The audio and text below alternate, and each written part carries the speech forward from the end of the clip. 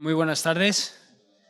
Y antes que nada, permítanme que les dé las gracias por su interés en asistir a este diálogo del ciclo de diálogos del IBIE y de la Fundación Eneyuc.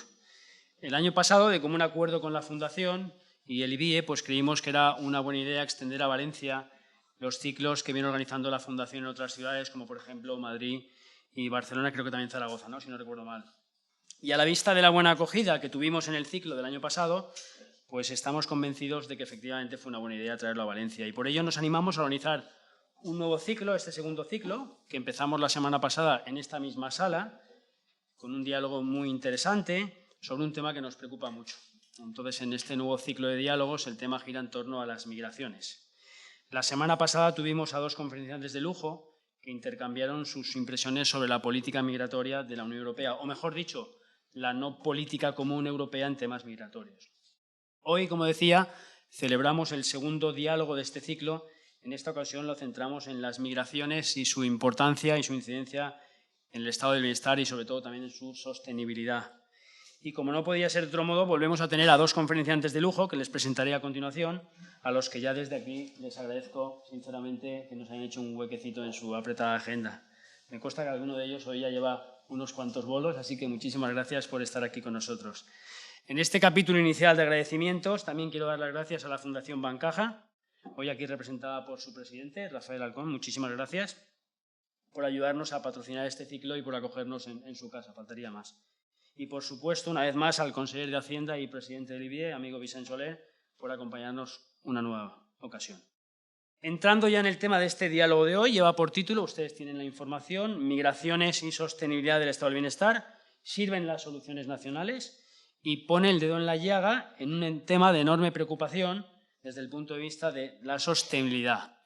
Por estado del bienestar estamos hablando del gasto social en pensiones, sanidad, educación, dependencia, prestaciones por desempleo y etcétera, un gasto que representa la parte más importante, sin lugar a duda, del gasto público. Leía precisamente ayer un informe que les recomiendo, que acaba de publicar hace bien poco el Banco Central Europeo, que lo que ha hecho es comparar el gasto social en los países de la eurozona, da datos muy detallados por países y nos dice que en el año 2017 este gasto social representa el 68% del total del gasto público, equivalente al 31,4% del PIB. La parte más importante es gasto en protección social, es el 19,8% del PIB, del que el gasto en pensiones son 12,4 puntos porcentuales. El 12% del PIB se va en pensiones en promedio en la eurozona. El segundo componente del gasto es sanidad, se lleva el 7,1% del PIB y seguido por educación 4,5%. Si nos centramos en España, pues con el elevado endeudamiento de nuestro sector público y también nuestro problema de déficit público estructural, pues mantener el estado del bienestar plantea retos y muy importantes que nos obliga a reflexionar sobre su sostenibilidad y sobre cómo vamos a financiarlos en el futuro. Solo la viabilidad del actual sistema de pensiones en España pues daría seguro para un diálogo, por lo menos, ¿verdad?, monográfico, por los problemas que tiene de sostenibilidad. Y en todos los componentes del gasto social, les recuerdo, sanidad, educación, pensiones, desempleo, los inmigrantes tienen mucha influencia. En unos casos presionando al alza el gasto, puede ser el caso de sanidad, pero en otros contribuyendo a su financiación con sus impuestos. Entre los temas a dialogar aparecen cuestiones como ¿qué aportan los inmigrantes al mantenimiento del sistema del bienestar? ¿Qué costes generan a este sistema? ¿Es necesaria la inmigración para contribuir a la sostenibilidad futuro, por ejemplo, del sistema de pensiones en España? Y un largo etcétera. La lista seguro, estoy convencido que es mucho más larga y seguro que nuestros invitados pondrán sobre la mesa muchos temas de enorme interés. Permítanme que les dé unas pinceladas al perfil de nuestros dos invitados. José Antonio Erce es doctor en Economía, es director asociado de AFI, Analistas Financieros Internacionales, y también es el presidente del Foro de Expertos del Instituto del BBVA de Pensiones. Es un destacado experto en temas como longevidad, pensiones y empleo. Es conferenciante habitual en muchos foros. En Valencia lo conocemos muy bien, ha venido muchas veces, es una persona muy estimada por nosotros y mantiene también mucha presencia. Yo lo sigo en las redes, lo sigo en Twitter, les aseguro que últimamente está muy dinámico. Es una persona que insiste con contundencia y con razón de los problemas asociados al aumento de la esperanza de vida. Yo recuerdo que lo invitamos a la facultad y nos dijo, el problema es que vivimos demasiado. Menudo problema, pero para las pensiones sí. Lo recuerdo perfectamente. Entonces es un... Eso es lo que recuerdo de él. En el caso de Francisco Javier Moreno, es científico titular en el Instituto de Políticas y Bienes Públicos del CSIC, del Consejo Superior de Investigaciones Científicas. Es doctor en Ciencias Políticas, es máster también por la London School of Economics. En los últimos años ha sido subdirector del Alto Comisionado para la Lucha contra la Pobreza Infantil. Ha sido profesor en varias universidades e investigador visitante también de la London School of Economics. Sus áreas de interés giran en torno a las políticas públicas relacionadas con el bienestar. Bueno, la dinámica de los diálogos es que es un diálogo, no hay ningún moderador. Disponéis de 60 minutos libres para vosotros. Después el público en los últimos minutos tiene la ocasión de apuntar en una cartulina las preguntas que quiera que se os traslade. Las recogeremos todas juntas y los últimos 15 minutos los dedicaremos a que podáis dialogar con ellos. Nada más, yo creo que es hora de disfrutar del diálogo y por tanto muchísimas gracias.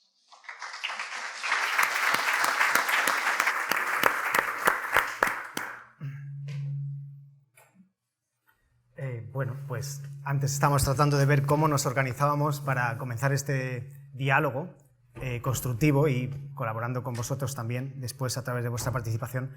Y quedamos en que yo comenzaría lanzando un poco la primera piedra, ¿no?, a la laguna, planteando algunas cuestiones sobre nuestro estado de bienestar, ¿no? Y en este sentido yo quería hacer una primera afirmación un tanto quizá provocadora, que lo que plantea es lo siguiente. Nuestro sistema de bienestar social encaja dentro de la tipología que podríamos llamar de un modelo mediterráneo, ¿no? Y este tipo de regímenes de bienestar se caracterizan porque suman distintas lógicas de acceso a los programas que incluimos dentro de esta idea macro de lo que es el estado de bienestar, ¿no? Por una parte tenemos programas de aseguramiento social, cuyo mecanismo de elegibilidad básico es el aseguramiento previo, la participación en el mercado de trabajo. Es el primer bloque y constituye, si queremos, el núcleo duro de nuestro sistema de protección social, ¿no? Luego, sin embargo, hay una segunda pata muy potente también, que son los programas de carácter universalista, que se crearon a partir de los años 80, dentro del cual incluimos en particular la sanidad y la educación. Y otra característica de nuestro sistema de protección social, y que apunto ahora porque creo que después será conveniente volver sobre esta cuestión, es que es un sistema que se ha basado históricamente en un fuerte componente de solidaridad intergeneracional y solidaridad familiar. Es decir, hay una lógica de subsidiariedad en la cual el Estado sigue basándose en la idea de que las familias van a proveer de cuidado a sus integrantes, ¿vale? Y esto es una cuestión que está muy tensionada, lógicamente, en la actualidad, por las transformaciones sociodemográficas que experimentamos, ¿no? Entonces, con estas características básicas, lo que yo diría es que nuestro sistema de protección social, nuestro estado de bienestar, ha hecho una buena tarea a la hora de proteger ante lo que llamamos históricamente los viejos riesgos sociales, es decir, el envejecimiento, la enfermedad o el desempleo. Y sin embargo, hace una tarea bastante menos eficiente en lo que llamamos los nuevos riesgos sociales. Y por nuevos riesgos sociales podemos incluir una serie de transformaciones que están aconteciendo en nuestra sociedad, igual que en el resto de las sociedades occidentales, en las que incluimos básicamente el envejecimiento, por una parte, continuando con la creciente incorporación de la mujer al mercado de trabajo o la creciente precariedad en el mercado laboral y las crecientes desigualdades económicas que nos encontramos en nuestras sociedades, ¿no? Entonces, mi primera caracterización es esta. Nuestro estado de bienestar hace bien algunas cosas, protege bien a algunos colectivos, razonablemente bien, y sin embargo deja a otros en una situación de relativa vulnerabilidad. Y entre estos encontramos fundamentalmente a los colectivos de origen inmigrante, los jóvenes en particular, y sobre las mujeres en particular, aquellas que son cabezas de familia, es decir, las que son responsables de hogares con hijos, pero ellas son las responsables del hogar, ¿no? Y en este sentido, apunto, hay una serie de políticas en las que deberíamos incidir muchísimo más en el futuro, que tienen que ver con responder a situaciones de extrema precariedad económica y entrar en una lógica de lo que desde la Comisión Europea se nos anima desde hace ya muchos años a entrar en una lógica de inversión social. Y con esto matizaría las primeras palabras con las que se ha presentado este seminario, y es que el gasto social no es solo gasto social, es en buena medida, muchos de sus componentes son inversión social. Es decir, estamos creando las bases para una economía más competitiva y por una sociedad más cohesionada, lo cual a su vez tiene efectos positivos, spillover effects, en otras muchas dimensiones de la sociedad, y en esto no estamos haciendo un buen trabajo cuando nos comparamos con el resto de países de nuestro entorno. Has dicho, Javier, algo que no tengo más remedio que estar de acuerdo, y es que hay nuevas contingencias sociales, nuevos riesgos de inclusión, pero no solo de inclusión de personas que se están quedando descolgadas por las transformaciones del mercado de trabajo, sino de personas que nacen a la vida laboral y están a dos velas, porque o no se les ha preparado o algo ha fallado en el tránsito formativo, que está inserto además en el marco familiar, no nos olvidemos, pues los niños a los que formamos o educamos no viven de forma independiente.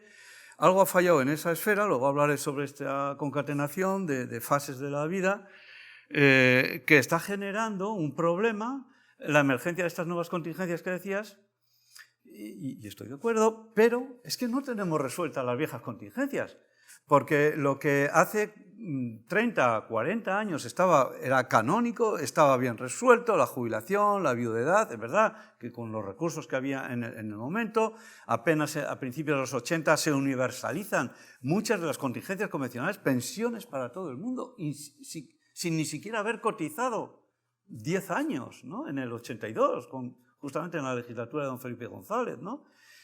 Claro, antes don Enrique Fuentes Quintana había hecho una reforma fiscal que generó buena parte de los recursos para estas nuevas. No tenemos resuelta la jubilación y cada vez menos resuelta, que es la contingencia convencional por excelencia, y tenemos que hacer frente a nuevas contingencias. Los recursos no dan para todo.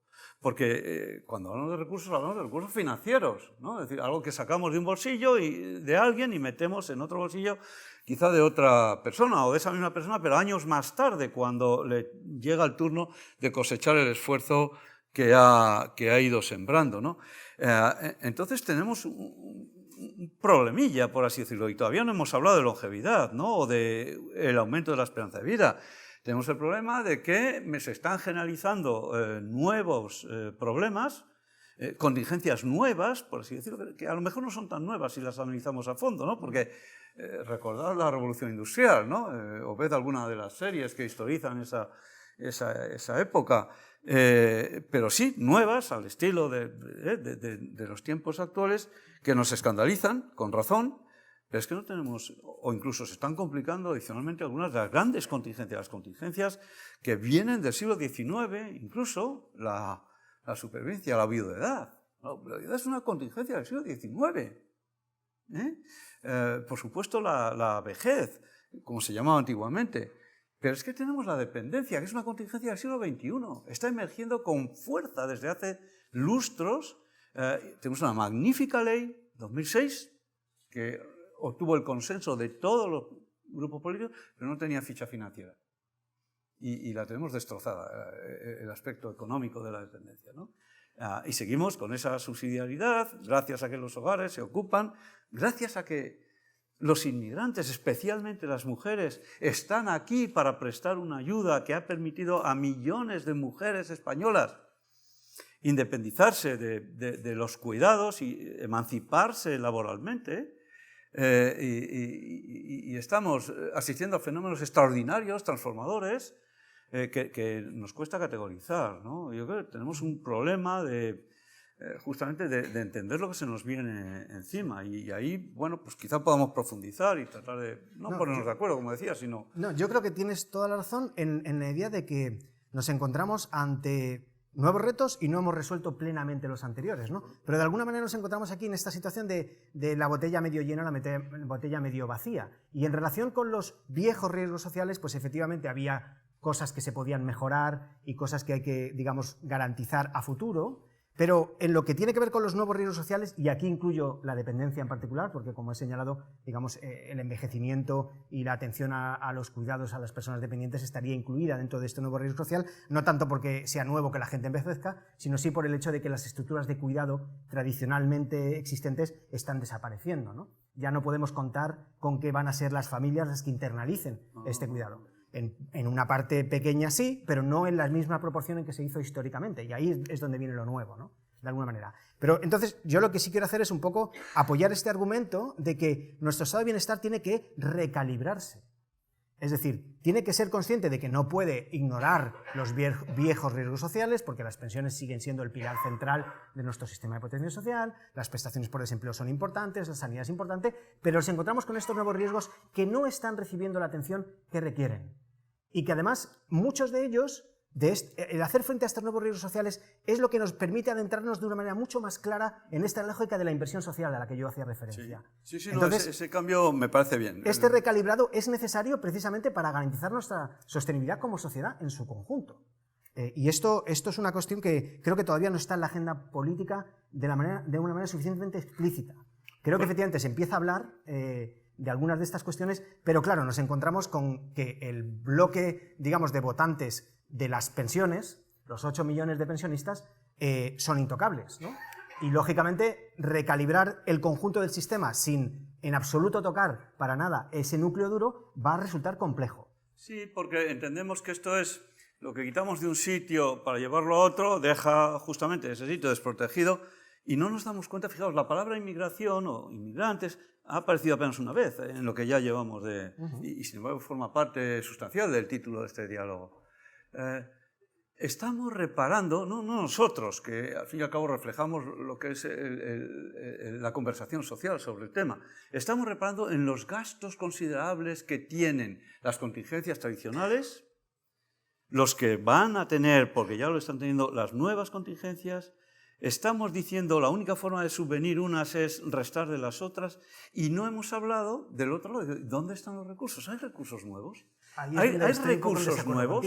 No necesariamente se ha de detraer de lo ya existente.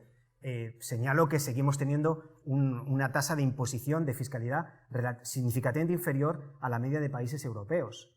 De nuestro entorno. No me refiero a los recursos que pero yo sí que quiero señalar que podemos de la clase media.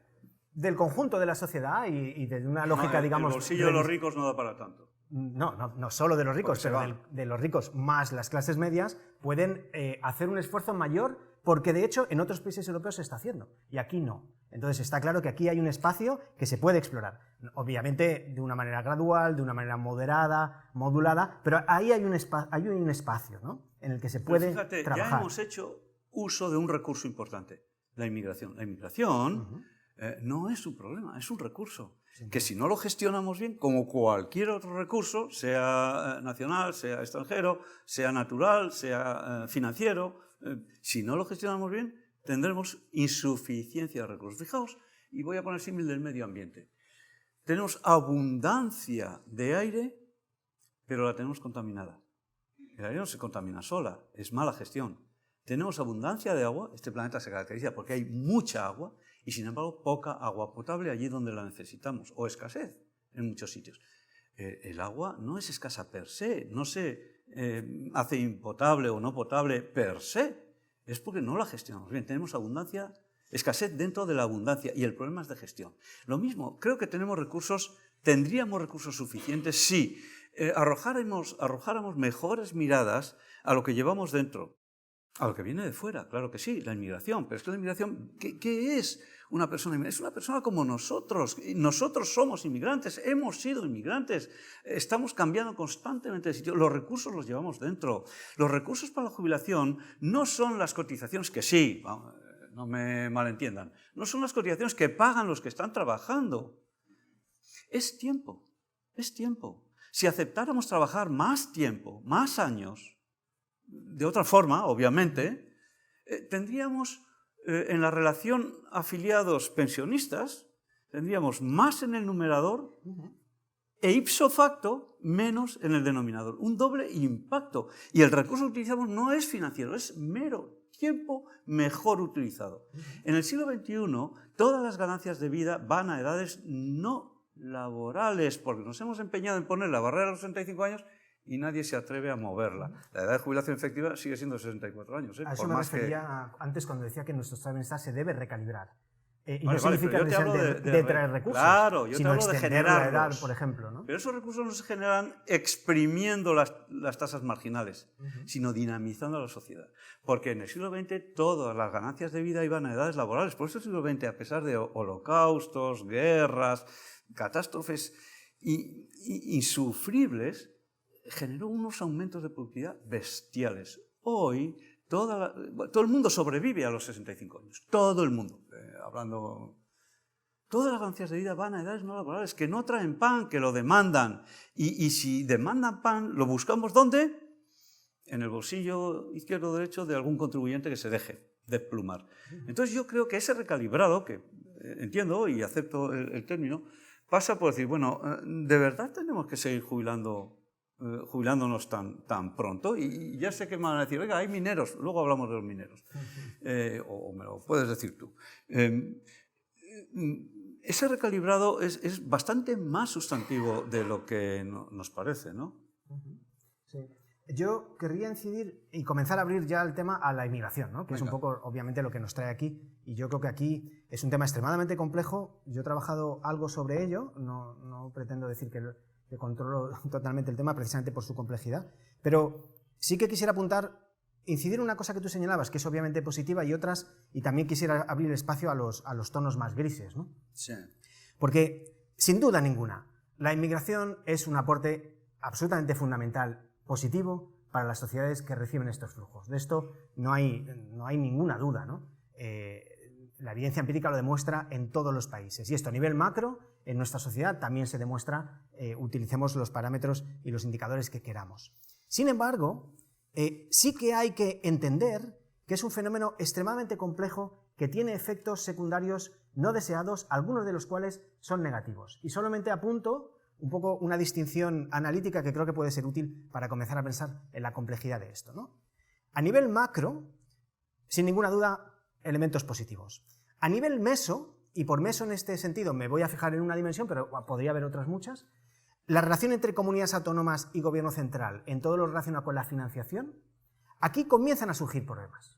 ¿Por qué? Pues porque el modo en que se calcula la transferencia de recursos de los impuestos recogidos por el gobierno central a las comunidades autónomas no siempre se ha adaptado de la manera suficientemente flexible a las fluctuaciones de las poblaciones que tenían estas comunidades autónomas. Y esto ha producido desajustes significativos en las cuentas de comunidades autónomas que han tenido que responder a la demanda de servicios públicos que provocaba un aumento de la población sin recibir al mismo tiempo los recursos que les deberían acompañar. Y aquí señalo pues, un punto de fricción en este nivel meso, ¿no? Pero es que en el nivel micro es donde nos encontramos las tensiones que son más problemáticas, porque las meso, en última instancia, es una cuestión de diálogo y negociación entre distintos niveles de las administraciones. Pero a nivel micro nos encontramos ¿con qué? Con que la demanda de prestaciones en el ámbito de las políticas sociales, que son también las que nos ocupan aquí, no están distribuidas de manera igualitaria en el conjunto del territorio, sino que están concentradas en territorios concretos donde se focaliza la llegada de población inmigrante. Y entonces, ¿qué ocurre? Pues que se produce un tensionamiento de la prestación de servicios públicos en el ámbito territorial concreto. Y esto lo podemos llevar al ámbito de la sanidad, al ámbito de la educación, al ámbito de los servicios sociales, a cualquiera que queramos. Entonces, aquí se produce un problema concreto, que es el de que de pronto, donde había 1000 pacientes por médico, nos encontramos que de pronto hay 1300. Y los médicos se ven obligados necesariamente a modificar sus pautas de actuación con los pacientes. En el sistema educativo lo mismo, de pronto si llega una población inmigrante con hijos, pues de pronto hay más alumnos por aula, y si el sistema no se adapta lo suficientemente rápido o de manera suficientemente flexible, nos vamos a encontrar con un potencial deterioro de la calidad de la educación proporcionada a estos niños, ¿no? Lo mismo con los servicios sociales. En cualquier ámbito en el que nos fijemos se puede producir este tensionamiento. Y esto es vivido por las poblaciones locales como un deterioro de los servicios públicos que reciben, que automáticamente de un modo lineal y erróneo atribuyen a la inmigración. Y dicen, los inmigrantes abusan del sistema, los inmigrantes están deteriorando el sistema. Falso. Lo que nos encontramos aquí es que hay una falta de adaptación de las políticas públicas a una modificación de la demanda, que lógicamente se deriva de la llegada de estos inmigrantes, pero no es culpa de estos inmigrantes, sino culpa de la rigidez de los sistemas de asignación de recursos, ¿no? Me paro aquí por un instante porque posiblemente tengas alguna relación a este tema, pero creo que esto es una cuestión que nos abre muchas dimensiones y que ya nos va situando un poco en las implicaciones sociales y políticas de esta migración, más allá del impacto positivo, del cual, obviamente, como señalaba yo antes, no hay ninguna duda, creo yo, ¿no? Yo eso lo entiendo perfectamente, las explicaciones que has dado para el nivel macro, el meso y el micro, y además, efectivamente, de creciente, no ya complejidad, que también, sino de creciente impacto, ¿no? Vamos a ver, la dinámica poblacional, incluida la inmigración, pero no exclusivamente debido es compleja, pero responde a incentivos, a señales muy claras. Y hay un caso muy interesante, no he podido ver el diálogo previo donde se habla de política europea. El estado del bienestar, por el que hemos empezado hablando, no es el mismo en toda Europa, ni mucho menos. Y no lo va a ser en mucho tiempo porque no hay una iniciativa europea para generar, bueno, hay una propuesta, un seguro de desempleo, bueno, ahí serán más bien las condiciones de elegibilidad que el nivel de las prestaciones, como no puede ser de otra manera, pues no puedes igualar las prestaciones cuando los niveles económicos en cada país son tan diferentes. Puedes igualar las condiciones de elegibilidad, ¿vale? Pero no es el mismo en toda Europa. Y uno pudiera decir, o podría pensar, ¿no? Bueno, dado que hay gradientes de programas de bienestar, hay países donde te tratan mejor, otros donde te tratan peor, pues la población, no diré los inmigrantes, aunque los inmigrantes son mucho más flexibles en su capacidad de desplazarse por el territorio, felizmente, eso es una característica que deberíamos de tener todos los nativos también, que metemos los pies en un pozal de cemento y ya no nos movemos del barrio de nuestra mamá, ¿vale? Pues, se llama. Claro. Bueno, pues lo que en el fondo esta población incorpora, que es una característica muy favorable, que es la movilidad, pues ciertos grupos poblacionales podrían irse allí donde, si les dejaran, serían mejor tratados. No se observa, yo no conozco estudios, no es mi tema, no buceo en esos datos, pero creo que no hay estudios que te digan o que sustenten ese mito de que tales o cuales colectivos, caracterizados por tal o cual nacionalidad o religión o cultura o ideología o lo que sea, abusan más que otros, pues yo creo que un poquito todos abusamos de tales o cuales programas de bienestar. Pero es que en España tenemos un experimento natural.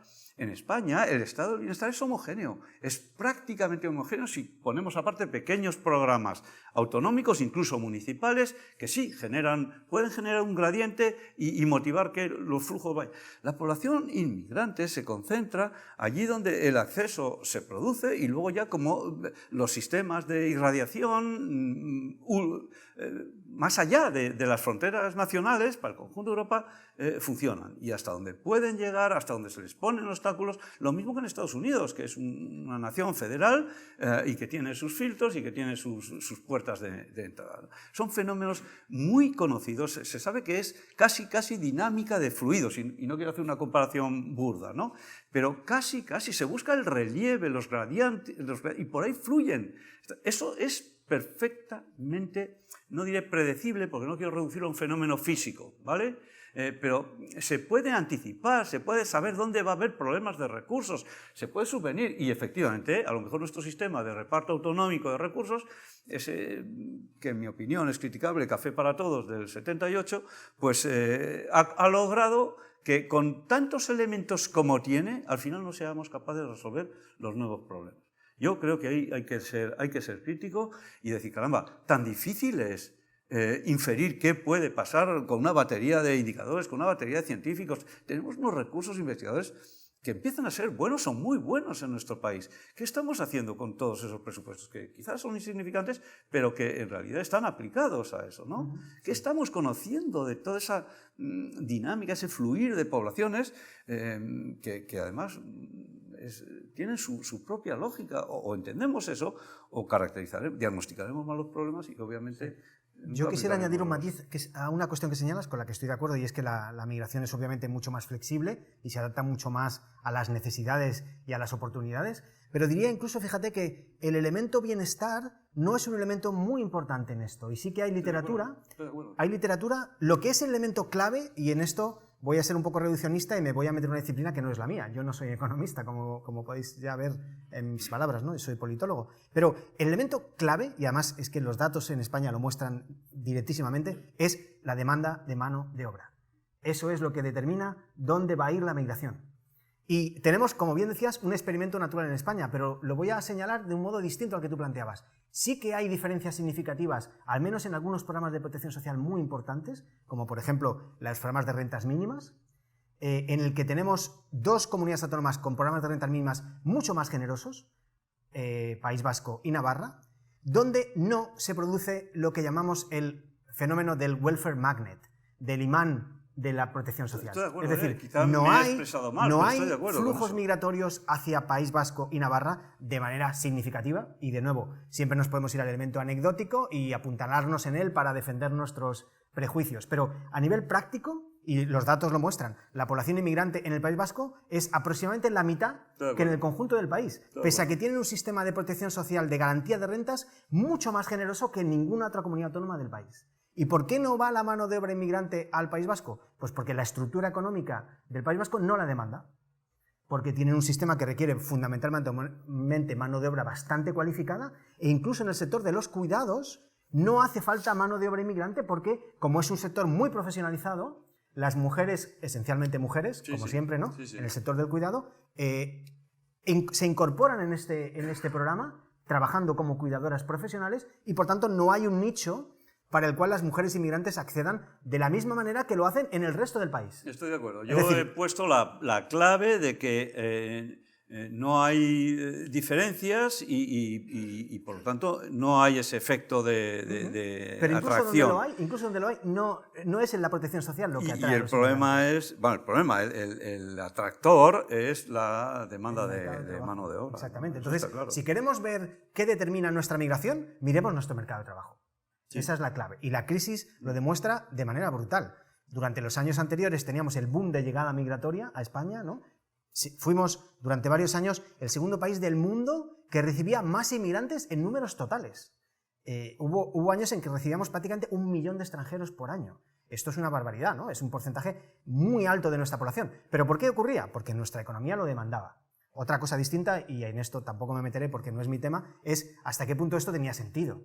Hasta qué punto crear una burbuja en el mercado inmobiliario que atrajo tanta mano de obra para el sector de la construcción tenía sentido, ¿no? Hasta qué punto estábamos poniendo nuestros recursos en ladrillos que después son difícilmente móviles. Bueno, hubo muchos años en donde se creaban 450.000 nuevos hogares en España. Cada hogar requiere una vivienda, ¿no? Sea en propiedad, sea en alquiler, alguien tiene que producir esa vivienda allí donde justamente esa demanda de mano de obra estaba concentrando grupos poblacionales los más flexibles y por lo tanto procedentes de la inmigración. Hubo un momento en donde eso se retroalimentó y se formó un círculo financiero más que de necesidad de vivienda, y los compradores primeros o aquellas personas que podían alquilar o que solían alquilar fueron expulsadas del mercado. Los prime buyers, que dicen los anglosajones, fueron expulsados del mercado. La gente que necesitaba una vivienda no podía ni pagar el alquiler ni pagar el precio de la vivienda, y eso dio entrada a aquellos que querían adquirir el activo para inversión. Ahí en su momento para especular, y ahí ya se formó todo el lío, y esto fue a raíz de que el Banco Central Europeo subiera los tipos de interés, se equivocase, los tuviera que empezar a bajar, y ahí ya empezó todo el estallido de la burbuja, ¿no? Pero efectivamente yo creo que las necesidades laborales eran tan enormes que los trabajadores nativos no estaban dispuestos. España tenía en junio una tasa de paro del 7,95%, en junio de 2007, 7,95% según la EPA. Eso era pleno empleo, a la española, pero pleno empleo. Nadie que no le dieras el doble estaba dispuesto a dejar, si estaba en paro, a dejar el paro para ponerse a trabajar. O sea, era imposible reducir la tasa de desempleo por debajo del 7,95%, del 8%, sin que los salarios se pusieran estupendos. Bueno, eso es pleno empleo, ¿no? Y a partir de ahí, pues alguien tenía que hacer los trabajos que todavía se estaban ofertando, ¿no? Y efectivamente esto fue la inmigración. Y además nos ha venido muy bien, porque durante muchos años el sistema de seguridad social, de pensiones, por hablar del programa más importante del Estado del Bienestar, ha estado generando recursos adicionales sobre salarios que todavía eran buenos, sobre buenas bases de cotización, y yo decía, pero bueno, ¿cuándo va a entrar en déficit el sistema de pensiones? En plena ya pasada la gran recesión de 2009, 2010, 2011, pero ¿cuándo va a entrar esto en déficit? Pues no entra en déficit, porque efectivamente había una inercia muy importante de las cotizaciones gracias al bonus demográfico de la inmigración. Claro, llegó un momento en el que el desfonde fue tan enorme, empezaron ya a debilitarse las bases de cotización, los salarios, los ingresos del sistema, y en 2012 tuvimos los primeros déficits del sistema. Pero los inmigrantes, por millones, han aportado sus cotizaciones al sostenimiento del estado del bienestar.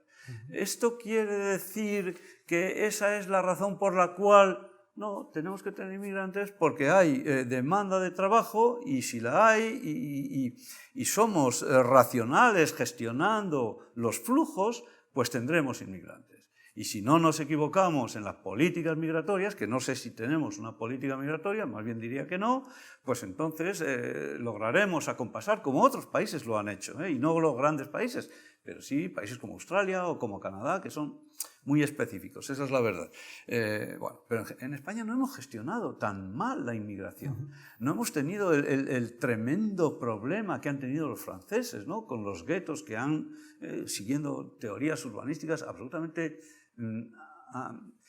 aberrantes, ¿no? Concentrado a la población inmigrante en sitios muy complicados, ¿no? Aquí no hemos tenido. Yo recuerdo sociólogos que decían, pues eso, a principios de la década primera del siglo actual, decían, en España no habrá ese problema. Pues ya estaban viendo que la dispersión, la mezcla era mucho más saludable que lo que se observaba ya en otros países, ¿no? Está muy bien tener ese recurso, pero claro, no seamos cínicos, no nos hagamos trampas en el solitario. Todas las personas, inmigrantes o no, que han cotizado a la Seguridad Social, tienen una libretita implícita donde se dice, oye, tú has cotizado, has aportado todos estos años por estas bases y estás generando un derecho que se te deberá reconocer. Ya hay muchos inmigrantes cobrando pensión, dichosamente, felizmente, y habrá cada vez más. Los baby boomers van a empezar mucho antes a permear todo el tejido del sistema de pensiones que los colectivos inmigrantes, por supuesto que sí, pero es que España tiene la obligación, y ellos tienen el derecho a cobrar su pensión. Porque para eso España tiene acuerdos bilaterales con todos los países del mundo, pero con todos los países del mundo, por los cuales pues muchos españoles que trabajaron en Suiza, en Alemania, en Bélgica, en Francia, están hoy cobrando la pensión que les corresponde de esos países, gracias a esos acuerdos bilaterales. O sea, yo creo que las contrapartidas económicas están fuera de discusión. Es que si alguien ve un abuso, tenemos que pagar las pensiones a no sé quién, pero bueno, si ese no sé quién ha cumplido lo mismo que cualquier otro, tiene exactamente el mismo derecho, y distorsionar las cosas hasta ese punto me parece sencillamente que hay que perseguirlo, ¿no? Sí. No, por abrir un poco el debate a otra cuestión que está muy vinculada a esto que acabas de señalar, ¿no? Volviendo al principio, cuando yo decía que nuestro sistema de protección social tiene lógicas de elegibilidad bastante distintas, ¿no? Todo lo que son programas de aseguramiento social tienen muy poquito margen para la politización. Es decir, si tú vas a recibir en base a lo que hayas cotizado previamente, ¿qué se puede politizar ahí? Es decir, a nadie le van a dar una pensión si no ha contribuido los años y las cantidades que se demandan. Y por tanto, menos aún. El margen de politización en este ámbito es muy pequeño. Siempre lo habrá, pero será alguien que no tiene el más mínimo fundamento en su argumento. Pero eso hay que combatirlo, porque es venenoso. Sí, pero es mucho más grave en otros ámbitos de políticas que no tienen esta lógica de elegibilidad, sino que tienen una lógica, digamos, basada en la necesidad, una lógica más asistencial, ¿no? Y aquí entro ya pues más en la lógica de los servicios sociales. Y aquí es donde nos encontramos con los bulos de un modo mucho más directo. O si queréis, en el ámbito de la sanidad nos encontramos con algo parecido, ¿no? En la medida en que nuestro sistema sanitario es de acceso universal a cualquier persona presente en el territorio, nos encontramos inmediatamente con el argumento del sobreuso, o incluso en algunos casos incluso se habla del abuso. De nuevo, la evidencia empírica no demuestra nada de todo esto. Yo he hecho algunos estudios sobre temas de acceso y uso del sistema sanitario por parte de la población inmigrante y lo que nos encontramos es precisamente lo contrario. Pero no porque ellos no quieran ir al médico, sino porque por su propia estructura demográfica, por ser mucho más jóvenes, en la práctica hacen un uso mucho menos intensivo del sistema sanitario. No tienen prevalencia, claro. Cuando lo hacen esencialmente por la puerta de urgencias porque efectivamente no han seguido los parámetros básicos, digamos, de acceso a la primaria y de ahí derivación al especialista, y efectivamente su uso de las urgencias puede ser puntualmente algo superior al de la población autóctona, pero es que están mucho más ausentes en el resto del funcionamiento normalizado del sistema sanitario. Entonces, en conjunto, su uso es muy inferior al de su presencia en la población. Entonces, por ahí peligro no hay ninguno, ¿no? En el ámbito de los servicios sociales, digamos, en las prestaciones a personas en situaciones de vulnerabilidad, pues lo que nos encontramos es que si comparamos a la población inmigrante con aquellas personas de su mismo nivel socioeconómico, están mucho menos representados de lo que deberían, ¿vale? Y sin embargo, aún así nos encontramos con un discurso que dice la población inmigrante absorbe todos los recursos, o incluso ya cuando se llega a la alucinación, los recursos se destinan únicamente a la población inmigrante, ¿no? Lo cual obviamente no tiene ningún fundamento. Pero ¿cómo estamos permitiendo que esa visión tan distorsionada permee amplias, diré, entre comillas, capas de la población que eventualmente se convierten en votantes de opciones que defienden este tipo de distorsiones? Yo decía antes, no conozco a fondo esta literatura, no conozco verdaderamente ningún estudio que demuestre empíricamente que hay ese tipo de uso tan perverso, ¿no? Y tú me estás diciendo que hay muchos que demuestran justamente lo contrario, claro, que no lo claro. hay. Pero esto nos mete en un tema que no es el de este debate, porque creo que habrá uno específico, ¿no? Que es el de cómo vivimos hasta cierto punto en una sociedad de la posverdad. Y lo que importa no es lo que ocurre realmente y que se puede demostrar con datos, sino que lo que la gente cree, y lo cree muchas veces porque lo quiere creer. Entonces, estos bulos, que sin duda circulan, tienen sus audiencias, y me temo que tengan audiencias crecientes en el futuro, también en nuestro país, no están fundamentados, ni pretenden siquiera estar fundamentados en evidencia empírica alguna, sino que se construyen y se apoyan en los prejuicios de la población respecto al diferente, ¿no? Respecto al otro, al que no se entiende, al que choca por sus prácticas o sus costumbres o su mera apariencia física, ¿no? Y esto es una cuestión que es muy difícil combatirlo. Claro que existen plataformas antibulos, se intenta utilizar la evidencia empírica sólida para contrarrestar estos discursos, pero al mismo tiempo, y desgraciadamente, yo soy bastante escéptico respecto a nuestra capacidad de éxito ante esto. O sea, esto no significa que nos rindamos. En todo nuestro entramado institucional, y pongo al Parlamento, el Congreso de Diputados, el Senado, en primer lugar, en todo nuestro entramado institucional no hay una capacidad, una instancia que sintetice la información, que la difunda, que haga pedagogía. Los investigadores en los diferentes campos, la ciencia social, la ciencia política, la economía, publican, hay mucho material, pero eso, en fin, no llega como... no se sintetiza, no se divulga como debería, ¿no? Y no corresponde ese papel también un poco al entramado institucional, no diré al gobierno, sino a una lógica no partidista, y que, pues una oficina del Congreso, del Parlamento, posiblemente mantenga a raya los datos, ¿no? El peligro aquí está precisamente en, digamos, en el potencial atractivo que tiene la movilización de estos prejuicios para determinados partidos políticos. Y en esto, yo creo que en España hasta ahora hemos tenido mucha suerte, hasta las anteriores, estas últimas elecciones, y es que este tema no había entrado en la agenda política, contrariamente a lo que ocurre en la mayor parte de países europeos, ¿no? O sea, éramos la excepción española. Existe una literatura sobre la excepción española y se plantean hipótesis sobre por qué existía esta excepción. Desgraciadamente esta excepción ya no es tal, pero hasta cierto punto sí que seguimos siendo un país en el que este tema se habla poco, afortunadamente, ¿no? Yo siempre he dicho que de esto es mejor muchas veces no hablar, porque al hablar estás dando pábulo a todos estos prejuicios, ¿no? Ahora que el debate ya está encima de la mesa, entonces creo que sí que hay que hablar y sí que hay que confrontar con hechos, ¿no? Yo creo que la inmensa mayoría de los analistas y del público con una opinión relativamente formada están de acuerdo en que la inmigración, pues esta es la evidencia histórica, es la evidencia de nuestro propio país, es una bendición, y que el problema está en quizá que no sabemos gestionarlo o no lo estamos gestionando. ¿Por qué no avanzamos en aceptándolo primero en lo segundo? Es decir, generemos instancias de gestión adecuadas que, es verdad, pueden verse afectadas más o menos por el momento político, por el momento social, o porque una recesión aguda exacerba algunas visiones de parte de... Pero bueno, para esto, ¿por qué no hay una buena, no diré política migratoria, que sé que es algo complicado? Y además, si no tenemos una política migratoria a escala europea,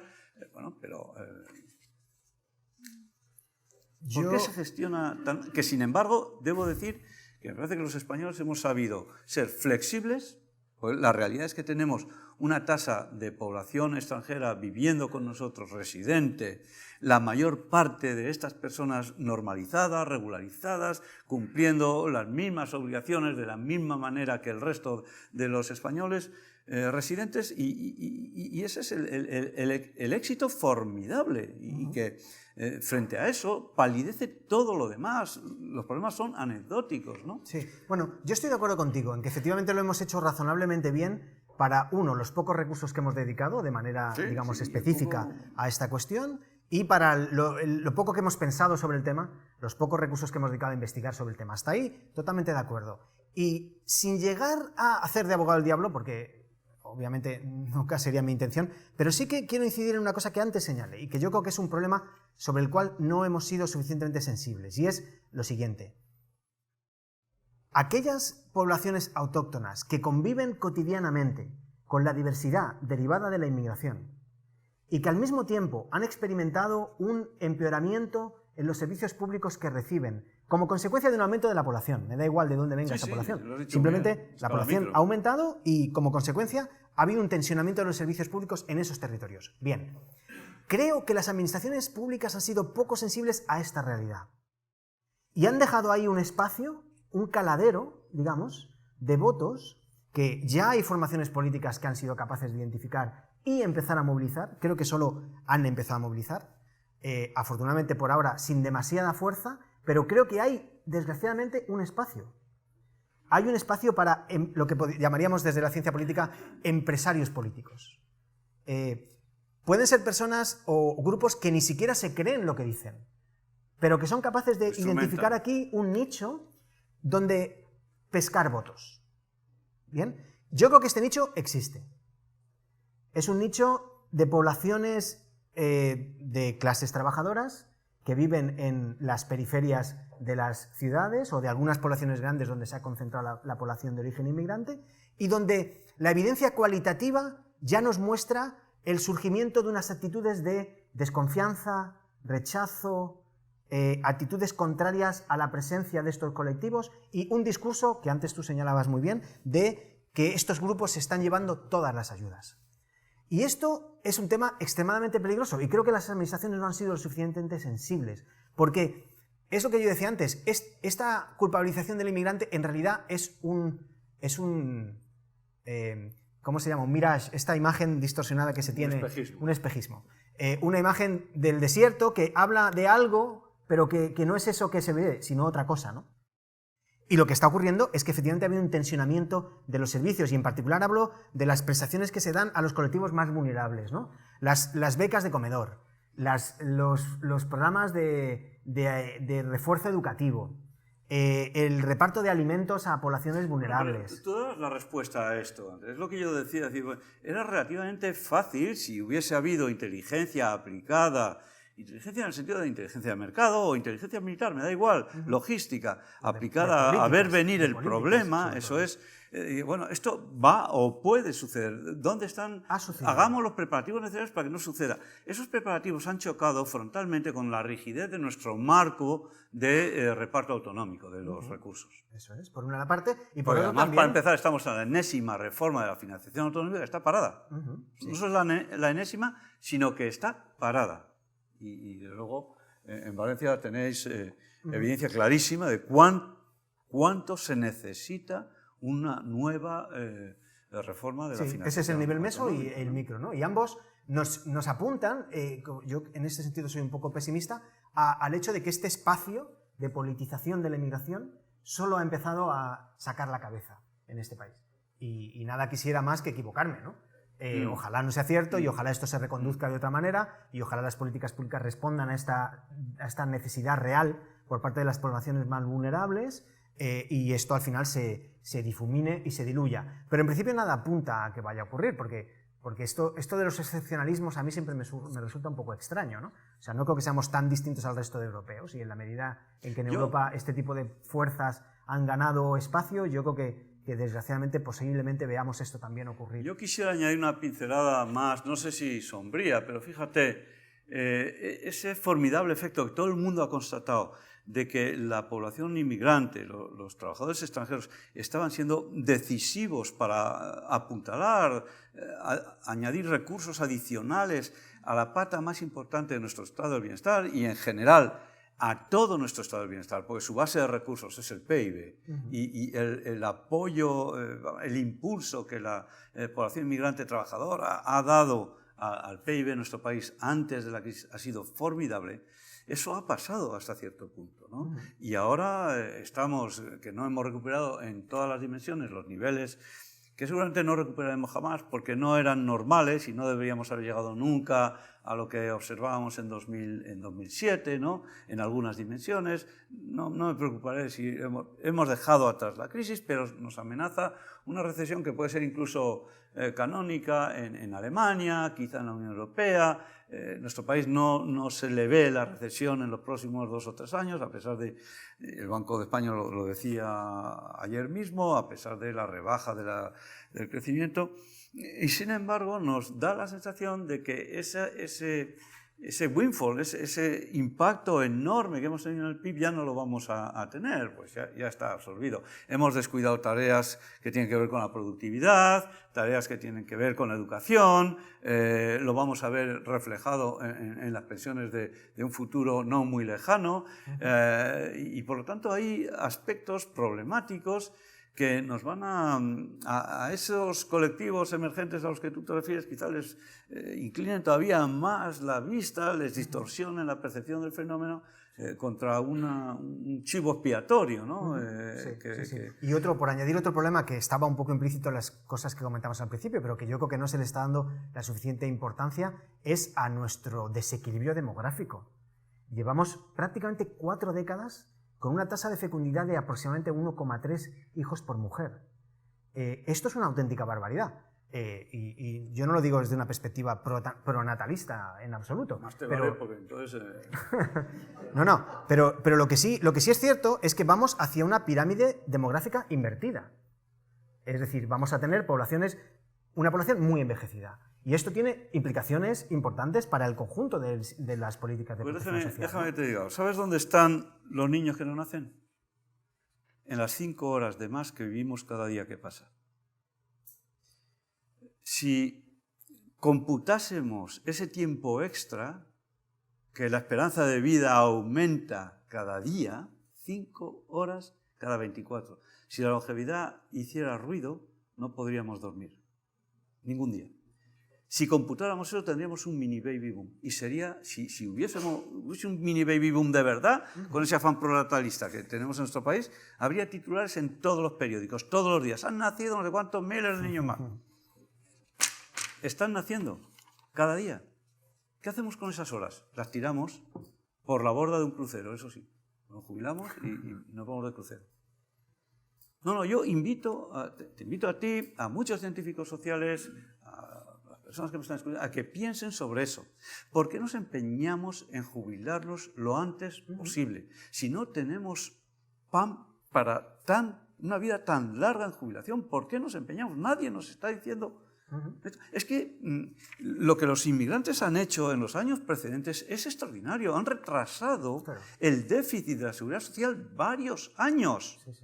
No, yo siempre utilizo el símil de que en la medida en que tenemos una pirámide casi invertida, la inmigración ha supuesto como 2 puntales, uno a cada lado de la pirámide demográfica, para sostener una pirámide invertida que obviamente, como toda pirámide invertida, es inestable. Pero no lo van a poder seguir haciendo ni ellos ni nadie. Esto es una solución a corto y medio plazo, como mucho. Si vinieran los niños necesarios y las niñas necesarios para mantener esa hermosa pirámide triangular, estos niños y estas niñas a su vez demandarían pensiones, porque van a vivir más que nosotros, más pensiones y mayores, y necesitarían todavía más niños.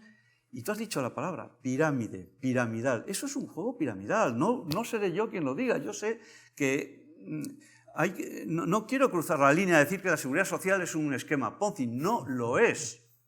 Pero corremos el riesgo de hacer que lo sea si nos seguimos empeñando en mantener la tiránica barrera a los 65 años, que arreen los que vienen detrás y que cuantos más vengan mejor para nosotros, pero no para ellos. Sí. Yo quisiera, cambiando un poquito esto, pero añadiendo una cosa que tú ya señalaste antes y que es importante y no quisiera que se nos pasara por alto, ¿no? Se habla muy a menudo del impacto de la inmigración en términos de fiscalidad, de cuánto aportan, cuánto demandan y tal. También ha señalado cómo la inmigración contribuyó a la demanda, a tirar de la economía, y esto está también comprobadísimo. Y ha señalado, pero es una cuestión de la que no se habla lo suficiente, el papel que la inmigración ha tenido como proveedores de cuidado. Es decir, sí, dentro de nuestro sistema de protección social, que estaba siendo tensionado por la creciente incorporación de la mujer al mercado de trabajo, lo que nos ha salvado a nivel micro, de nuevo, dentro de cada familia, lo que ha salvado muchos divorcios, en las situaciones en las que los hombres no estamos siendo capaces de responder a la demanda de nuestras esposas de que nos impliquemos más en la vida cotidiana del hogar y en la distribución de las tareas del hogar, porque, como sabéis, las mujeres dedican en España aproximadamente 3 horas y media al día a tareas del hogar, los hombres 1 hora y media, y esto tiene una tendencia positiva en el caso de los hombres, pero que es de aproximadamente 1 minuto más por año. Es decir, a este ritmo, dentro de un siglo aproximadamente, habremos alcanzado una cierta paridad en el reparto de tareas. Nosotros antes. Entonces, claro, por supuesto, ¿no? Entonces, en muchos hogares, claro, una mujer que trabaja fuera sus 8 horas y luego tiene que hacer la doble jornada en el hogar, lo que le dice a la pareja es, dice, una de dos, o tú trabajas más o ponemos a alguien en casa que haga una parte de las tareas domésticas y de cuidado, ¿no? Y esto ha sido básicamente mujeres inmigrantes, ¿no? Entonces, esto que está mal cuantificado, porque muchas veces estas son tareas que se realizan en el mercado informal, lo que ha permitido es apuntalar de nuevo las economías y las distribuciones del tiempo doméstico, ¿no? Y esto, en buena medida, es una externalización de tareas domésticas. Es como si de alguna manera pudiéramos enviar a nuestros niños y nuestros mayores a Marruecos por la mañana y recuperarlos por la noche, ¿vale? ¿Y por qué haríamos esto? Pues por la misma razón que nos llevamos las empresas textiles a países en vías de desarrollo, porque la mano de obra es más barata. ¿Qué ocurre? Que como el cuidado es complejo externalizarlo, lo que hacemos es traer mano de obra a la que le pagamos mucho menos de lo que sería razonable y normal según los parámetros locales, ¿no? Entonces, estamos externalizando el cuidado a mujeres, esencialmente inmigrantes, a las que, creando con esto toda lo que se llama la cadena global de cuidados, ¿no? Y es que estas mujeres muchas veces han dejado a sus propios hijos en su país de origen, a cargo de sus hermanas o de sus madres, y estamos creando dinámicas de cuidado a nivel transnacional, ¿no? Pero lo que me interesa sobre todo a mí aquí es que estamos generando todo un mercado desregulado en buena medida y muy precario, en el que estas mujeres están entregando su vida para que podamos mantener nuestras lógicas de compatibilización de vida laboral y familiar. Pero eso, a nivel... Javier, emerge con fuerza, y creo que lo has descrito muy bien, porque estamos descuidando otras tareas. Es decir, si de verdad estuviéramos haciendo lo que tenemos que hacer en el plano formativo y educativo, en el plano de la productividad, de renovar los nacederos del bienestar global, no ya del bienestar institucionalizado, de la red de seguridad, sino del bienestar global, los nacederos primarios del bienestar, que son el trabajo, la calidad del mismo, la productividad del mismo, a pie de fábrica, a pie de empresa, a pie de punto productivo, ¿no? Eso lo estamos descuidando y entonces tenemos que solventar expedientes para los que no tenemos recursos, que no hemos generado, y eso nos hace distorsionar los diagnósticos, ver cosas que no deberíamos de estar viendo si fuésemos lo productivos que el siglo nos pide que seamos, que la competencia internacional nos pide y nos exige que seamos, porque estamos, regodeándonos en nuestros propios epifenómenos y poniendo en el centro de las problemáticas lo que no son más que justamente consecuencias y reflejos de carencias que estamos cultivando, ¿no? Yo creo que, y he hablado antes de una cadena, las pensiones son mucho mejores de lo que deberían ser, dado lo mal que lo hemos hecho en el mercado de trabajo, pero mucho mejores, por eso no podemos pagarlas, mucho mejores de lo mal de las que nos merecemos por lo mal que lo estamos haciendo en el mercado de trabajo. Y el mercado de trabajo, presumimos, pero en realidad es tan malo porque no hemos hecho las tareas en el negociado de la formación y de la educación, ¿no? Entonces, le estamos pidiendo al Estado del Bienestar, concentrado en su sistema de pensiones, en su sistema sanitario, en su sistema de servicios sociales, en su sistema de dependencia, le estamos pidiendo que resuelva, haciendo uso incluso de ese bonus demográfico que nos da la inmigración, que resuelva lo que no hemos querido resolver en el pymes. Tenemos muchísimas, pero es que Alemania tiene muchísimas, pero muchas pymes alemanas con 70 o 40 trabajadores compiten con 4 pares en todo el mundo y son hiperproductivas. Sí. No, estás entrando en una cuestión que nos pedían los organizadores. Nosotros y posiblemente... no, son tiendas de regalos. Nuestras pymes son tiendas de regalos. O bares, ¿no? Sin cadena de suministro, sí. digna de tal nombre. Esto nos permite entrar un poco, al menos en los últimos minutos, en la cuestión que nos pedían los organizadores, que es hablar un poco más de Europa y al menos desde una perspectiva comparada, ¿no? Y creo que tienes toda la razón en que obviamente lo que está pasando es que nuestra economía tiene serias dificultades para competir con las de otros países europeos y por tanto a partir de aquí se deriva en un efecto casi cascada, ¿no? Efecto dominó, que nuestras políticas públicas tampoco pueden estar a la misma altura, lógicamente, ¿no? Pero lo que sí que me interesaba señalar en esto sobre la migración y el estado de bienestar son 2 elementos, ¿no? El primero, y muy directamente relacionado con lo que tú señalas, es que nuestra capacidad para explotar el talento de esta mano de obra inmigrante que está llegando también es muy baja. Es decir, no estamos demandando de estos inmigrantes cualificaciones y formación que refuercen a la que nosotros tenemos, sino que estamos desperdiciando buena medida de ese capital humano que aportan, porque los nichos laborales para los que queremos a estos inmigrantes básicamente son ámbitos de muy baja productividad en la que no hace falta ni formación ni cualificación muy específica. Y esto es claramente un problema, porque en un mercado global para atraer talento, España ocupa una posición muy débil. Y en parte, en buena medida, porque nosotros somos exportadores de talento. Nosotros somos capaces de formar mucho más talento del que somos capaces de absorber. Que lo valoran en otros sitios. En otros sitios, lógicamente. No, y estamos haciendo nosotros la inversión en formación para que después esto se capitalice en otros espacios. Entonces nosotros, en lo que son las cadenas globales, digamos, de brain drain, de aprovecharnos de las habilidades de las personas, nosotros no ocupamos una posición muy visible, ¿no? Y esto de por sí ya es una cosa, a mi juicio, negativa, ¿no? Y por otra parte, nuestro sistema de protección social, por sus propias características y en relación con el mercado, porque al fin y al cabo el estado del bienestar está profundamente implicado con la economía, este estado de bienestar está de alguna manera también teniendo un efecto sobre las poblaciones inmigrantes en la medida en que la capacidad que tiene de protegerles es mucho menor. Y tú lo señalabas antes, ¿no? En la medida en que hay poco margen para la politización porque uno va a recibir del estado de bienestar en buena medida en función de lo que haya contribuido previamente, porque es una lógica muy de aseguramiento, ¿no? Y entonces, ¿tú crees que hay una competencia entre los diferentes grupos sociales por las prestaciones? Decíamos antes que no, tú lo decías. No es una cuestión de competencia. Lo que quiero decir es que a los inmigrantes, en la medida en que les estamos canalizando hacia sectores del mercado de trabajo donde están muy precarizados, donde entran y salen del mercado laboral con contratos temporales, con salarios bajos. Es un fluir natural, nadie los canaliza. Quiero decir. Bueno, no, es natural, absolutamente, pero si no tuviéramos ese mercado laboral, si no tuviéramos otro de mucha mayor calidad... No estamos dinamizando de otra manera. Exacto, el problema es del mercado laboral, no de los inmigrantes ni de nuestra política migratoria, ¿no? Lo que quiero decir con esto es, de igual manera que a nuestras poblaciones autóctonas más vulnerables las protegemos mal, a la población inmigrante también la protegemos mal. Sí, claro. La protegemos particularmente mal. Porque cuando llega la crisis son los primeros en quedar desempleados, los primeros en perder prestaciones por desempleo porque han tenido trayectorias laborales más cortas y más precarias, y nuestro sistema de protección social es capaz de convivir con tasas de pobreza brutalmente altas. Bueno, que son las nuevas contingencias que tú decías, ¿no? Claro, la inclusión. No nos corresponden como país. Es decir, yo ahora mismo estoy saliendo de un periodo de trabajar en el alto comisionado de lucha contra la pobreza infantil. Las tasas de pobreza infantil en España deberían darnos vergüenzas a todos. Sí. Estamos, junto con Rumanía y Bulgaria, en la cola de Europa en tasas de pobreza infantil, en general, ¿eh?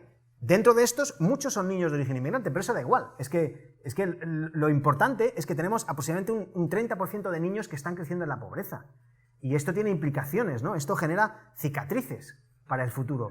No solo de la vida de estos niños, sino del conjunto de la sociedad. Porque estamos perdiendo capital humano que en el futuro podrían ser brillantes cirujanos o astronautas o lo que sea, ¿no? Y que van a terminar siendo trabajadores precarios que entran y salen del mercado laboral sin una trayectoria sólida, ¿no? Y esto es algo que a mí me parece aberrante. Entonces, no sé si con esto debemos ir cerrando, pero yo quisiera volver a donde comencé, ¿no? Y es, nuestro sistema de protección social hace algunas cosas razonablemente bien y hay otras que las hace tremendamente mal. Y entonces esto requiere una reflexión.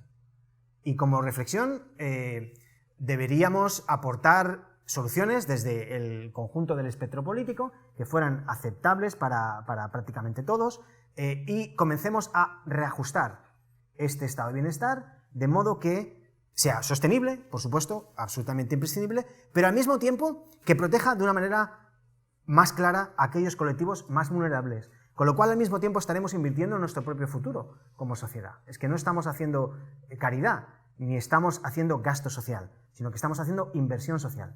Y la Unión Europea, no me canso de decirlo, nos tira de las orejas sistemáticamente por la falta de capacidad que tiene nuestro sistema de protección social para proteger a los más vulnerables y para invertir en la propia competitividad y en el futuro de esta sociedad. Pues mi reflexión, justamente para acabar, iría complementando la tuya, ¿no? Es decir, tenemos en ese marco que tú has trazado de necesidades emergentes mal resueltas un problema de percepción equivocada de la realidad, de los datos, del impacto, y necesitamos instancias no partidistas, pero que vengan justamente de la política, la parte más noble que pueda tener la política, a decirnos a los ciudadanos lo que realmente, hasta donde sabemos, está pasando, ¿no?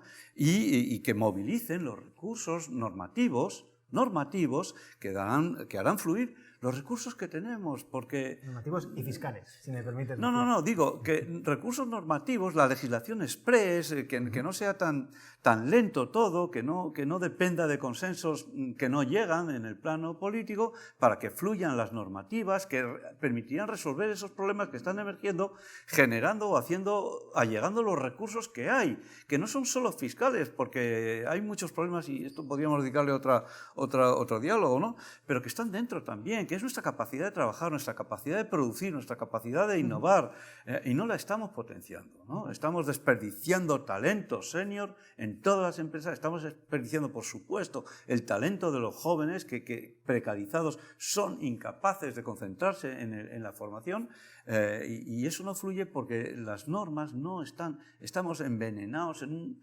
día de la marmota de la financiación autonómica y no podemos subvenir a los problemas que hay. Esta es mi reflexión para finalizar.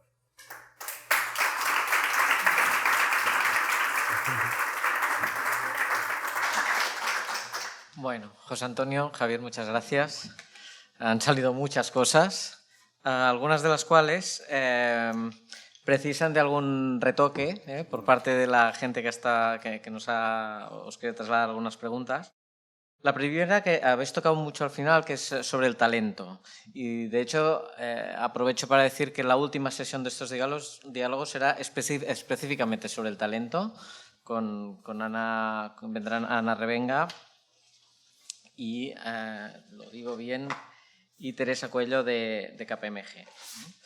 Pero lo que nos piden es si podríamos en España implantar una política migratoria de atracción de talento como al estilo de la canadiense, habéis citado la canadiense, o la de Australia también. Cuotas, etcétera, si esto es posible. Otro nos indica y incide en el elemento de la necesidad de aumentar ingresos. Habéis citado algunas opciones, pero nos dicen dos más que son muy importantes y que igual podríais enfatizar. Una es la fuga de capitales en paraísos fiscales y la incidencia que tiene esto en la no generación de posibilidades para mejorar todo lo que estabais diciendo. Y la segunda es el fraude fiscal y el impacto de este fraude fiscal en España. Nos dicen también, más centrados en el ámbito laboral, si disminuir la tasa de paro no sería la mejor vía para aumentar los recursos disponibles, y aquí yo entiendo que también está pensando en el aumento de la población activa, que ahí hay un tema de en qué punto pones la edad de jubilación. Nos dicen qué se podría hacer para facilitar la integración laboral de los inmigrantes, y ahí nos dicen, tienen en la cabeza toda la dificultad de obtención de permisos de residencia para hacer todos estos trámites. Nos dicen también, desde el punto de vista europeo, hemos hablado mucho del caso español, nos dicen, bueno, tenemos libre circulación de trabajadores, tenemos un mercado único económico, pero en lo laboral no hay una integración, no hay un único mercado laboral, hay distintos mercados laborales. con la idea de Europa en mente, ¿no? ¿Qué mínimos serían los necesarios para tener un estado de bienestar europeo? ¿Cuál sería el mínimo común denominador ahí? Políticas de armonización fiscal, etcétera. Y finalmente nos dicen algunos especialistas en sistemas de pensiones afirman que estamos ante una reforma silenciosa del sistema para pasar de un sistema contributivo a un asistencial. Y ahí no hay un debate público claro al respecto. ¿Qué opinan sobre ello? Porque en realidad los políticos no entran muchas veces a riesgo de entrar en un terreno pantanoso. Pues estas son las preguntas. Tenemos todavía un rato y todo vuestro y muchas gracias. Muchas gracias. Elige las que... Pues bueno, pues yo puedo decir alguna cosa sobre algunas de estas y luego tú dices algo, haces algo parecido, ¿no? Talento. Casi voy a decir una cosa general. Voy a ser muy pesimista sobre casi todas, ya lo anticipo, ¿no? Yo creo que es difícil atraer talento cuando en realidad no somos capaces de retener el propio. O sea, porque aquí hay un problema, digamos, de nuestra propia estructura económica y qué tipo de empleos es capaz de generar, ¿vale? Y aquí voy a añadir un matiz quizá optimista, ¿no? Quizá, un ejemplo optimista. Yo creo que, por ejemplo, en el ámbito de la ciencia y de la investigación, en estos últimos años se ha hecho un esfuerzo relativo, al menos, en tratar de atraer talento, facilitando la llegada de académicos de excelencia a nuestro sistema de investigación y tratando de simplificar los trámites burocráticos para que estos académicos se enraícen en nuestro sistema de ciencia, ¿no?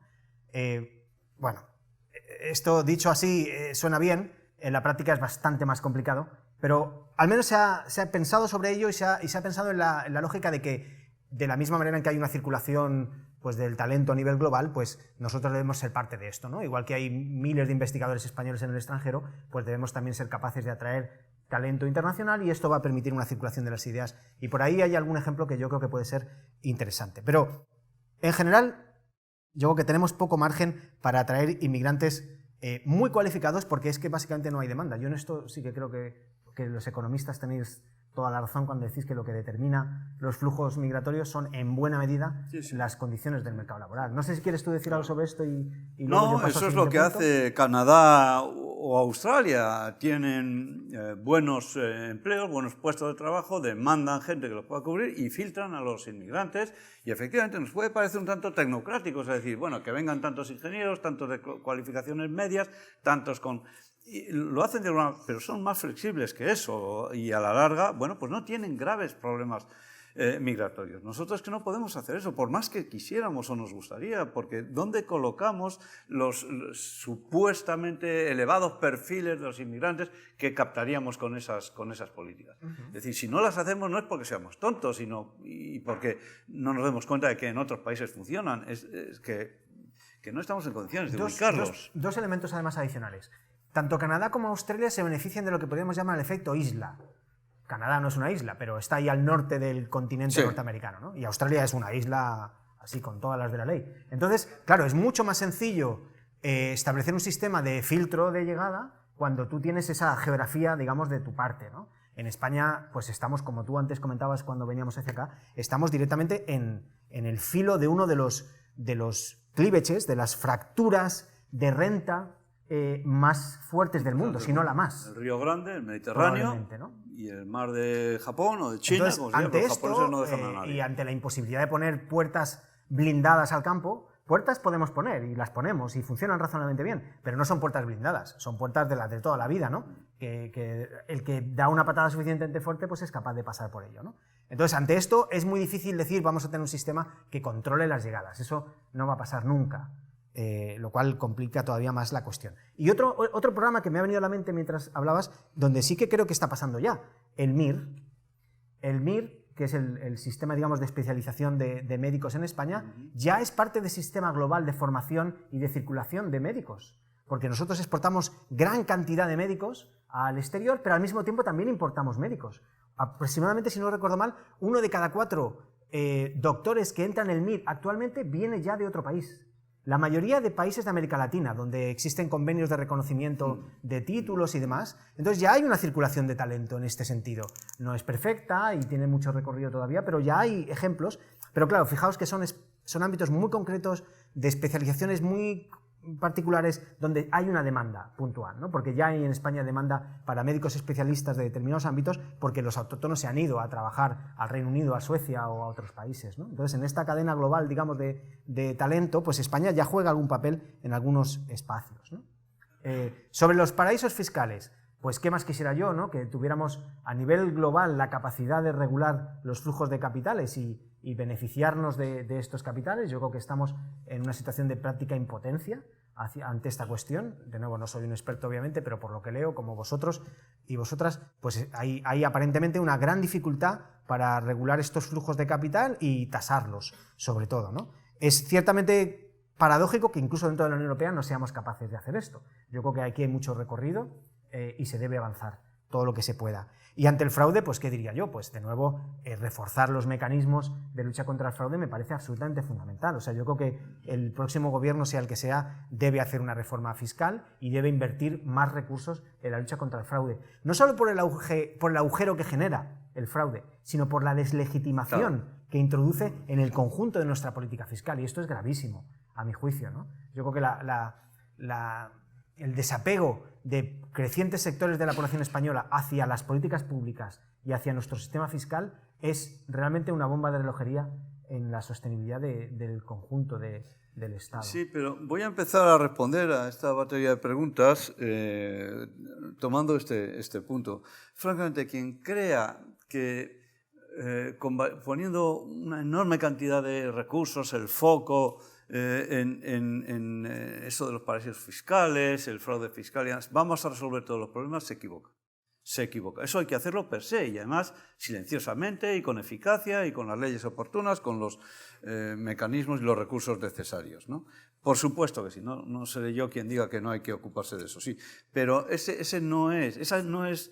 De ahí no van a venir los recursos que nos resuelvan los problemas que estamos mencionando aquí, en absoluto. Es como echarle la culpa de todo lo que nos pasa a eso que llaman popularmente, lo digo entre comillas, fondos buitres.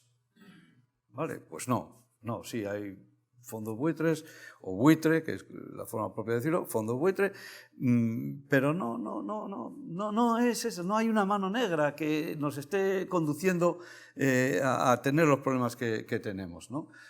Yo creo que lo que hay que hacer es poner recursos, pero de todo tipo, normativos, institucionales, por supuesto económicos y financieros, en resolver los verdaderos problemas que tenemos, que son de un aparato productivo muy insuficiente para las aspiraciones que tenemos. Ojo, pues también podemos vivir a la altura de lo que tenemos, tendríamos que rebajar nuestras expectativas y empezar de nuevo. Bueno, pues básicamente esto, ¿no? Y hacer políticas que estimulen a la población a ser más productiva, ¿no? No solamente políticas de I+D a pie de fábrica, a pie de empresa, sino formación y otro tipo de incentivos. Hablaban de reducir la tasa. Claro, si pudiéramos reducir la tasa de paro por decreto, que el paro sea el trimestre que viene 2 puntos porcentuales más bajos, pero es que eso no funciona así, no va así, no podemos reducir el paro por decreto. El paro se reduce como consecuencia de una serie de acciones más virtuosas en los eslabones previos de la cadena. Y para reducir el paro a lo mejor hay que hacer una lucha mucho más eficaz contra los monopolios, que los hay de todo tipo. Levantas una piedra y aparecen acuerdos inaceptables entre empresas para repartirse el mercado, pero en un barrio de una ciudad de unos cuantos miles de habitantes, o no digamos en mercados ya oligopolizados, como sabemos que, en mi opinión, no hay mejor política de mercado de trabajo que la lucha por la defensa de la competencia y la lucha contra los monopolios. Un monopolio, por definición, reduce el empleo, reduce la innovación, reduce el output, reduce los salarios en beneficio en pretendido beneficio, porque muchas veces lo que acaba repartiéndose son cacahuetes, ¿no? Mientras que empresas que compiten innovan más, aumenta la oferta, bajan los precios para los consumidores, con lo cual su bienestar aumenta el empleo, aumentan los salarios reales, no los nominales, los salarios reales. O sea que no sé qué hacemos, que luchamos tampoco en defensa de la competencia, ¿no? y luego sí, políticas genuinas del mercado de trabajo. Pero yo creo que no hay ese complot que nos lleve a sostener la tasa de paro en el 14% solo porque, pues alguien se opone a que descienda. Me parece ridículo. Un mercado único laboral europeo. Vamos a ver, yo he aludido antes al caso de la propuesta de la propia Comisión de un sistema de desempleo europeo. Un sistema de desempleo europeo no puede ser un sistema que iguale las prestaciones por desempleo en Dinamarca, en Holanda, en España, en Italia, en Portugal o en Chipre. No puede ser, no way, nunca habrá eso, porque sencillamente, ¿de dónde van a salir esos recursos? ¿Los daneses o los alemanes nos van a pagar lo que necesitamos para dar a los parados españoles las prestaciones irlandesas? O, bueno, no, pero sí podemos igualar las condiciones de elegibilidad. Oye, tú has estado tantos meses o años cotizando, tienes derecho a un seguro de desempleo de tanto, que sea un X% de tu último salario, tu salario español, no el salario danés. Y además, cuando se te acabe el seguro, a los 2 años, al año, a los 6 meses, me da igual, el mismo para toda Europa, tendrás un subsidio que durará tanto y que será progresivamente a la baja o al alza, vete tú a saber, ¿no? Una cosa son las condiciones de elegibilidad que harían que ese seguro fuera verdaderamente europeo y otra cosa son los importes, de la misma manera que quien ha cotizado por la máxima base de cotización tiene derecho a la pensión máxima y no se le puede dar la pensión máxima a quien ha cotizado por la base mínima. Esto pasa en España y nadie dice que todas las pensiones sean iguales independientemente de lo que se haya cotizado, ¿no? Respetamos esas normas. Nadie piense en un sistema laboral europeo que al final trate igual a todo el mundo independientemente de la productividad de base de los recursos. Y luego quiero responder a lo que se... Perdona. Sí. No, pensaba que quizá podía señalar yo algo sobre este tema y así no vamos fragmentando tanto las respuestas, ¿no? Sobre el tema de un estado de bienestar europeo, tú has tratado más el tema del mercado laboral, yo quisiera hacer una pequeña reflexión sobre esta idea de un estado de bienestar europeo, ¿no? Y de nuevo para ser pesimista, como antes señalaba, ¿no? Porque el estado de bienestar, aunque hay muchas teorías y muchos tipos de análisis para explicar su surgimiento, de todo tipo, ¿no? Pero hay un elemento que me parece interesante y es el que vincula los sistemas de protección social con el concepto de ciudadanía. La idea de que nuestros sistemas de protección social en buena medida están basados en una idea de comunidad y solidaridad. Es decir, la idea de que como pertenecemos a la misma comunidad, yo estoy dispuesto a que una parte al menos de mis recursos vayan a apoyarte a ti en situaciones de precariedad o de vulnerabilidad. Y esto existe en nuestros sistemas de protección social dentro de los ámbitos nacionales, ¿no? Y como digo, hay toda una literatura que elabora el argumento de que la construcción de los estados-nación viene acompañada de la creación del estado de bienestar, porque es una forma de crear la ciudadanía, ¿no? La idea de los derechos sociales que acompañan a los derechos civiles y los derechos políticos que constituyen el concepto de ciudadano, ¿no? Entonces, claro, dentro de Europa tenemos un reto, a mi juicio, insalvable en este sentido. Y es que, aunque tenemos el concepto de ciudadanía europea, que es una cuestión estrictamente administrativa, ¿no? En la medida de que eres ciudadano de un país miembro, pues eres ciudadano europeo. Y esto viene con unos pequeños derechos, ¿no? Votar en otro país y que te asistan consularmente en países terceros si no hay una embajada de tu país. Pequeñas cosas.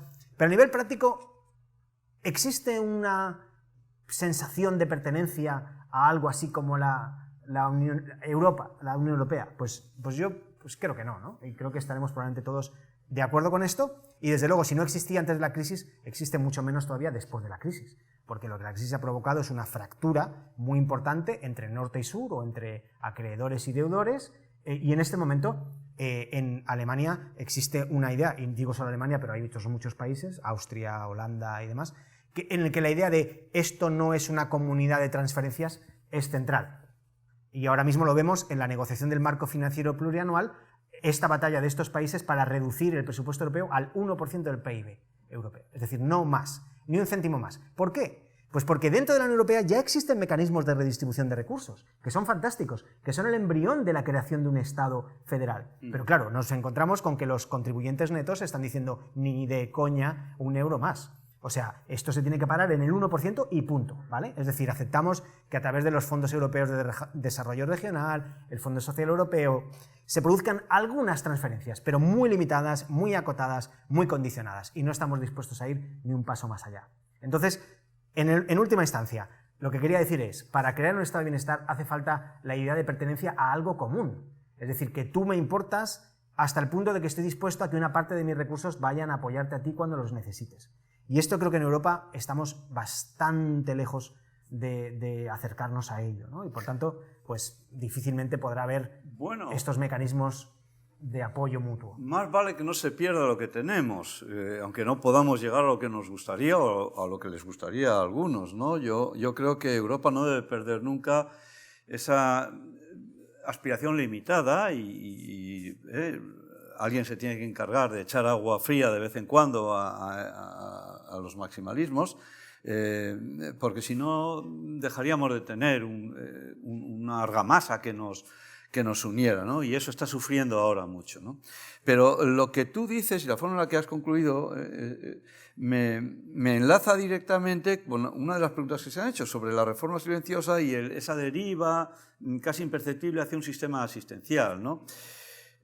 Sí, se alude mucho a eso, pero yo creo que no vamos a llegar, porque cuando ha aparecido un mecanismo automático en nuestro sistema de pensiones, el IRP, el Índice de Revalorización de Pensiones, que nadie lo ha decretado en plan oculto, ni se ha explicado de 27.000 maneras.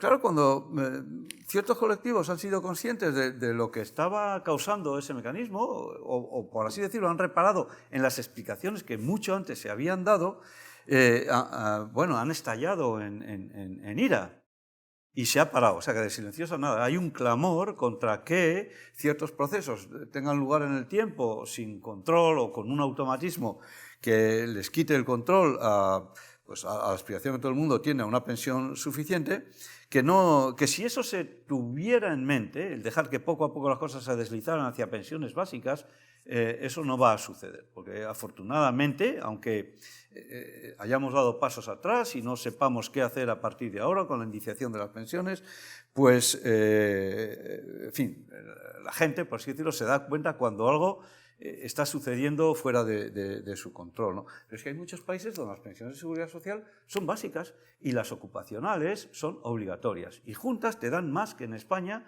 todo lo que da la seguridad social, ¿no? De manera que podíamos explorar algunas avenidas. Y luego tú has dicho, los derechos basados en un seguro y los derechos basados en la ciudadanía. Yo aquí tengo que manifestar mi honda preocupación porque impere o acabe imperando la idea de las rentas básicas en sus múltiples variantes. Me preocupa mucho que solo con la base de la mera ciudadanía ya tengas derecho a todo. Porque entonces yo me pregunto, ¿quién va a trabajar? Ahora mismo, en la lógica continental, tenemos prestaciones muy importantes basadas en el trabajo. En el trabajo. Es el hecho de trabajar el que te da derecho a tener ciertas prestaciones, porque con ello vienen esas prestaciones, ¿no? Hay dos grandes programas que están basados en la mera ciudadanía y que tienen que seguir así, porque son fallos de mercados, que son la sanidad y la educación. Hay gente que por más que se esfuerce no puede pagar educación para sus hijos y no puede pagarse la sanidad para ellos y para sus hijos.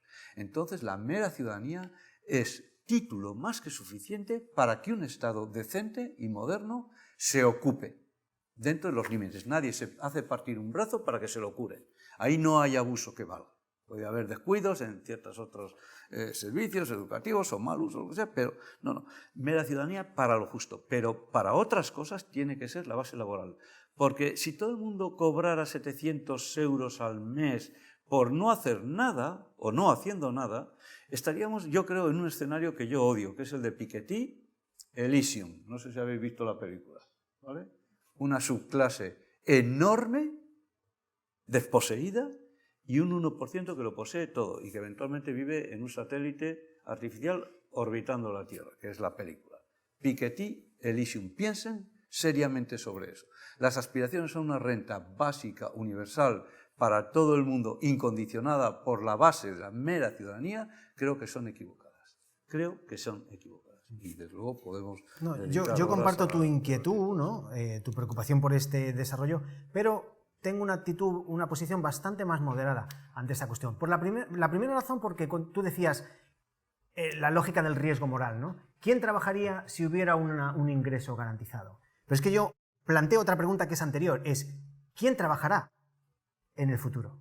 Y esto ya no tiene nada que ver con los incentivos o falta de ellos, sino con la evolución del mercado laboral en función de las transformaciones tecnológicas a las que nos enfrentamos en este mismo momento. Y ya sé que toda revolución tecnológica implica desaparición de unos empleos y surgimiento de otros, pero es que no está claro realmente de cuáles son esos nichos y, sobre todo, y lo más importante, cuál es la magnitud de esos nichos. Es decir, claro, habrá nuevos empleos, pero ¿suplirán en número a los empleos que desaparezcan derivados de la transformación tecnológica? Es un reto enorme, no menor que el que tuvieron los arrieros que llevaban las mercancías en el hombro cuando apareció la rueda. No creo que no sea menor, creo que es infinitamente mayor. No, es la misma historia de siempre. Pero más allá de esto, yo sí que creo que, obviamente, es una cuestión de no distorsionar las estructuras de incentivos. Esto es una butad, pero tiene su miga. Sí. Creo que no es una cuestión de destruir las estructuras de incentivos, pero sí que creo al mismo tiempo que es la obligación de una sociedad garantizar que sus ciudadanos tengan garantizados unos mínimos que le permitan sobrevivir. No estoy diciendo sobrevivir con comodidad, de modo que uno pueda decidir libremente si trabaja o no trabaja, pero que tenga cubiertas sus necesidades básicas. Fuertemente condicionados. Por supuesto, ningún problema con eso. No. Condicionados a formación, condicionados a esfuerzos para reincorporación al mercado laboral, en aquellos casos en que esta reincorporación no es posible, desarrollo de otro tipo de servicios comunitarios. Hay todo tipo de dinámicas que se deben incluir, no digo se pueden, se deben incluir.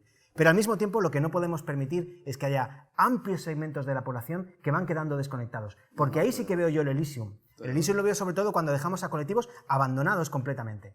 Porque no hay prestaciones de ningún tipo, ni programas, ni empleo para ellos. Tú sabes que el emperador Augusto creó el erarium militare, dotándolo con 170 millones de sestercios de su propio bolsillo, para dar pensiones, lump sum, a los legionarios romanos que se licenciaban tras 16 años de servicio.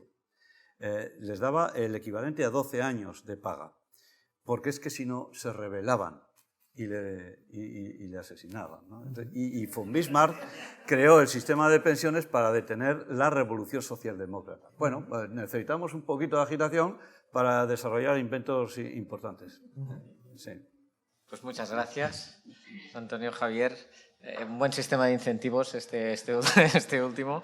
Simplemente, para terminar, quería, aparte de agradecerles de nuevo que nos hayan acompañado hoy, recordar que el próximo diálogo es el 15 de octubre y hablaremos justamente sobre democracia y gestión de la diversidad desde una perspectiva comparada, qué se está haciendo en España y qué se está haciendo en Europa, con dos expertos, Héctor Cebolla y Gemma Piñol Jiménez, que son de los que más conocen esto en España y los tendremos aquí, con lo cual os emplazamos ese día. A todos, muchas gracias por asistir.